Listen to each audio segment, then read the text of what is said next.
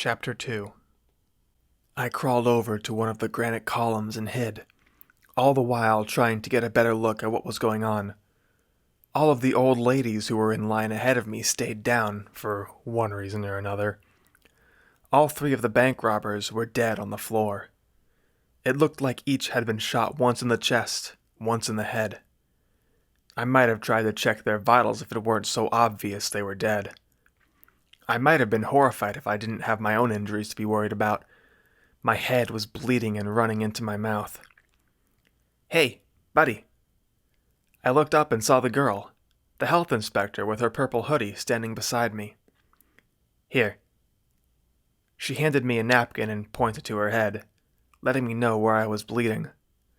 She walked over to the robbers and picked up one of their guns. "Hey, you know how to use one of these?" she asked as she walked toward me, rifle in hand. No, I never," but she cut me off. "Here, put your right hand on this grip. Finger off the trigger," she said, grabbing my finger from the trigger. "This is an AK-47. Left hand on this wooden part up here, not on the magazine. These are your sights. Line that up with that front sight. Put that right against your shoulder." She shoved the back of the gun right into my shoulder. "Grab that handle there. Pull it back." "Pull it back," she repeated as I hesitated. I tried pulling, but it wasn't easy. I pulled as hard as I could until it wouldn't go anymore. "Let it go." And I did. The lever sprung forth, making a sound. "That thing's hot. Keep your finger off the trigger until you're ready to put a hole in something." I was going to tell her I didn't even believe in guns, let alone ever shot one, let alone knew how to use one, but I didn't have the guts. So here I was, covered in blood on the floor of a bank with an AK-47 in my hands. "You're probably pretty pissed at those guys, huh?" she asked with a smirk. "What are you talking about?" "There's more outside, guaranteed. These three were going to grab the cash. There's at least two more keeping the perimeter clear, and there's definitely a getaway driver. If we want to get out of here alive, we're going to have to fight our way out." No! We need to call the police," I said, far too loudly. "What the hell are they gonna do?" "No way, man. I'm the only help you have today." What happened here? Who shot these guys?" I asked. The adrenaline was wearing off, and seeing the dead men was becoming more disturbing by the second. She gave me a look of confusion. "I did." She lifted her hoodie, and strapped in her pants were two pistols, one on each of her hips. 10mm. Best millimeter. Being the pedantic idiot I am, I said, "Wouldn't that be a centimeter?" She looked at me like I was the idiot I am and shook her head. "Come on, we gotta go. Follow me." I still don't really know what AK-47 means or what 10mm is, but she seemed to know what she was doing, so I followed. She seemed very nonchalant about the entire situation. I scurried to the wall to make sure nothing could get behind me. I'm not sure what I was expecting to be behind me, but at the same time I never expected to be smashed in the face. "Hey," she said, gesturing with her rifle. "Away from the walls." I didn't even ask. I just listened and stayed away from the wall. I'm not sure if she thought there might have been bombs by the walls or what. The front of the bank was mostly glass, and I was nervous we were going to be spotted. She stopped and looked outside. "Damn it," she said. "See that black SUV? It's running. That's the getaway car. You think?" It made sense, but I don't know, is what I said. "Well, we need to know. It would be really bad if we shoot him and he's not the getaway driver." "No, don't shoot anybody," I whispered. Too many people had lost their lives already. "Well, someone's getting shot, and it sure as hell ain't gonna be me. I'm feeling lucky." A sinister smirk stretched across her face. "I don't see the lookout guys, but I doubt they're standing outside packing AKs. I think I could take them out before they deploy their sidearms. Ugh, it's risky.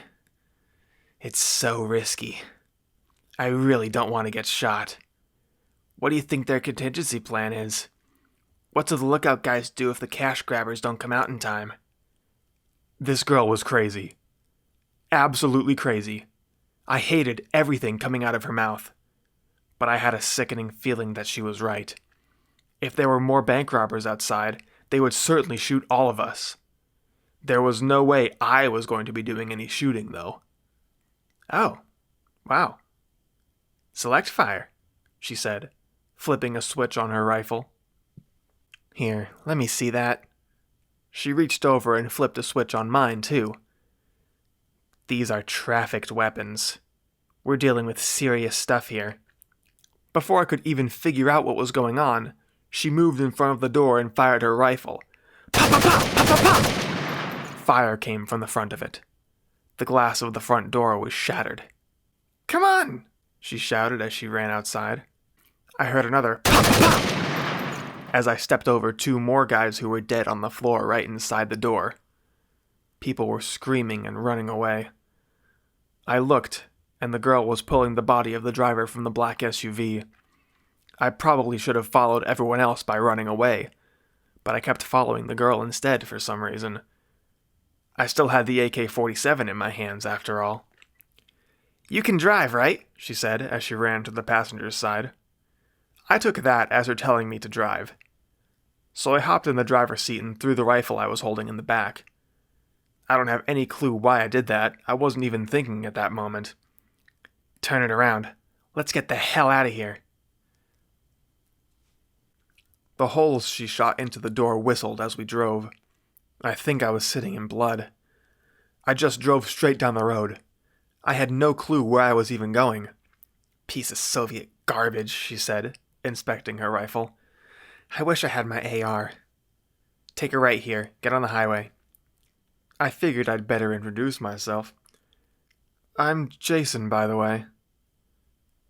She eyed me up for a second, like an airline agent checking for anything suspicious. I'm Mandy. Where are we going? I asked. My place. Sorry I'm making you drive me home. No, it's fine. You just killed 6 people. It's probably very illegal to drive away from the crime scene like this. Are you kidding? She said. They don't arrest 80% of the murders in this trash can of a city. The cops would rather write tickets all day than put themselves in the line of fire. Nobody's going to be mad that I slaughtered a few bank robbers. I didn't even know what to say. This girl was scary. She was like something out of an action movie. You could have just let them take the money. Robbing a bank isn't a capital crime. Nobody should die just for robbing a bank. She gave me the dirtiest look. I was honestly terrified for a second, more than I had been when the robbers hit me in the face. Wow, you're a pussy. Okay, robbing a bank isn't a capital crime, but pointing a gun at somebody is signing your own death warrant. They would have blown your brains out and not lost a wink of sleep, you know that? Get off on this exit. I should have kept my mouth shut. I should have just kept my mouth shut. But I didn't. I don't even think anyone should have one of those to begin with, I said. Nobody needs to have a gun. There's no reason. Are you kidding me? After what just happened? Let me tell you something. You see this switch? I didn't look because I was driving. This AK is select fire. Full auto. These things are already illegal. These are trafficked, smuggled in from terrorist places all around the world. They were going to get these guns no matter what the laws were. In case you didn't realize, robbing a bank is illegal too. It's breaking the law. It's what criminals do. Anyway, yeah, that would have been fantastic if I didn't have my pistols on me. I really didn't want to argue with her anymore about this. There was likely very little I could have done to change her mind. So instead I asked, why did you only give the rifle to me and no one else? 2 reasons. First, those old ladies on the floor would have been cut in half from the recoil of a 7.62 by 39. Second, I recognized you from that dump cafe. You're the guy that gave me the napkin, right? Oh God, please tell me that was you and I'm not mistaking you for somebody else. Yeah, that was me, I said. You really gave it to that guy that touched you, huh? There's probably a lot of misogynistic jerks out there. Yeah, I don't know, she said, turning to face the window. That's cool, though. You're a health inspector? And the only one, too. Good for you. And it's probably tough being a woman with all these He-Man restaurant owners around. Pfft, don't say that stuff, she said. It's retarded. What do you mean? All that girl power trash. What do they call what you do? Boy power? It's not the Special Olympics. I don't need a retarded girl power medal. I don't need special treatment. I haven't had it better or worse than anybody else. I just want to be left alone. And misogynist. Ugh. Misogynist, racist, like anybody has a right to be liked. Be a girly girl, be a manly man, whatever. I reserve the right to dislike anybody I want. God knows people hate me for a million reasons. Again, I was left speechless.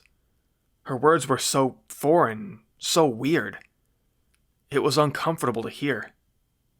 I had to change the subject to something I was certain wouldn't cause controversy.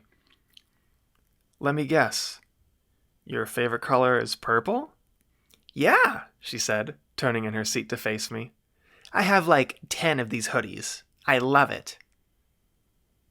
I know that I, as a man, have no right to be smiled at. No, wait. I know there's something about a woman smiling that I'm not supposed to like. I can't even remember as I'm writing this. Her smile was so shocking to see. It was beautiful. The only faces I had seen her make were a scowl or a smirk at that point. It was so genuine, too. Like she was as happy as a child showing off their favorite toy. I turned my head for a second to look at her hoodie, and I noticed her hand. Your hand is looking kind of rough. You should probably go to the hospital. From the look of it, the barista's teeth had cut her hand pretty bad. There were at least 8 shreds of skin dangling from her knuckles, and the pink meat beneath her skin was exposed. I'll be fine. Take a right here, and a left at the stop sign?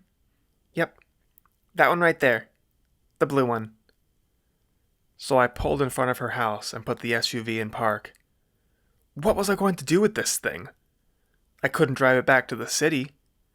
That would have been a very bad idea, especially with the gun in the back seat. She hopped out of the SUV and scurried toward the house, but turned around and came back. She peeked her head in the door and said, "Aren't you coming in?"